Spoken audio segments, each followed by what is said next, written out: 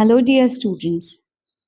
Today we are going to discuss Grade 7, Chapter 1 Large Numbers Around Us.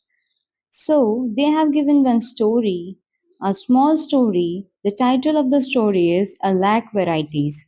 Now, they are talking about which varieties we are going to discuss in this story. So, let's start. Ishwarappa is a farmer in Chintamani, a town in Karnataka. He visits the farmer regularly to buy seeds for his rice field. During one such visit, he overheard a conversation between Ramanna and Lakshmanna.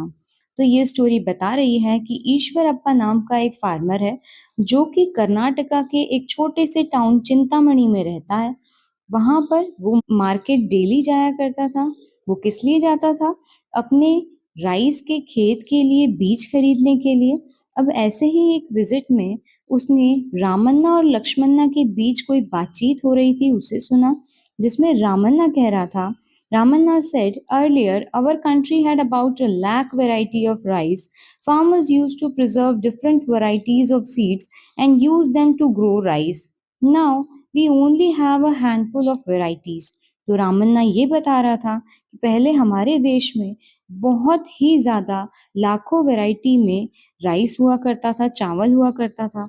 और farmers क्या करते थे, बहुत अलग अलग तकनीक से seeds को स्टोर करके रखते थे, प्रिजर्व करके रखते थे, संभाल के रखते थे, ताकि उसे बाद में अलग अलग वैरायटी ऑफ राइस ग्रो किए जा सके।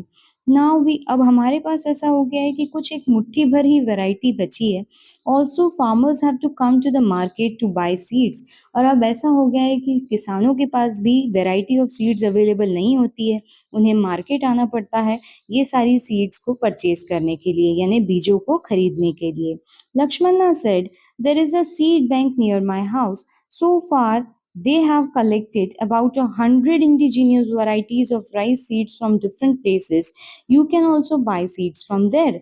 अब लक्ष्मणा बताता है कि हमारे घर के पास में एक सीड बैंक है जिसमें उन्होंने बहुत ही अलग अलग वैरायटी ऑफ जो राइस के सीड्स होते हैं, चावल के जो बीज होते हैं, उसकी वैरायटी संभाल के रखी हुई है। अगर आप चाहो तो आप आकर वहां से सीड्स की वैरायटी परचेज कर सकते हैं, यानी खरीद सकते हैं। You may have heard the word lakh before. Do you know how big 1 lakh is? Let us find out. आपने ये 1 लाख वर्ड पहले भी सुना होगा। क्या आपको पता है 1 लाख कितना बड़ा अमाउंट है? Eshwarappa shared this incident with his daughter Roxy and son Estu. अपनी बेटी और बेटे के साथ ईश्वरप्पा ने जाके ये सारी बातें शेयर की। Eshwarappa shared this. Estu was surprised to know that there were about 1 lakh varieties of rice in this country. जो एस्तु थी बिल्कुल सरप्राइज हो गया कि इतने वैरायटी ऑफ राइस हमारे यहाँ पे अवेलेबल है। He wondered 1 lakh? So far I have only tasted 3 varieties. Now जो उनका बेटा है, ईश्वरप्पा का बेटा एस्तु बोलता है कि मैंने तो 3 ही वैरायटी के चावल अभी तक ट्राई किए हैं। If we tried a new variety each day, would we even come close to tasting all the varieties in a lifetime of 100 years? What do you think? Now what he is saying कि अगर हमने रोज भी एक variety of चावल अगर try किया, क्या हम 100 साल में पूरी वैरायटी टेस्ट कर पाएंगे? आप क्या सोचते हैं इस बारे में? So basically this chapter or this story is all about lakh word. Now, I would like to know in the comment section below that in 1 lakh, how many zeros are there?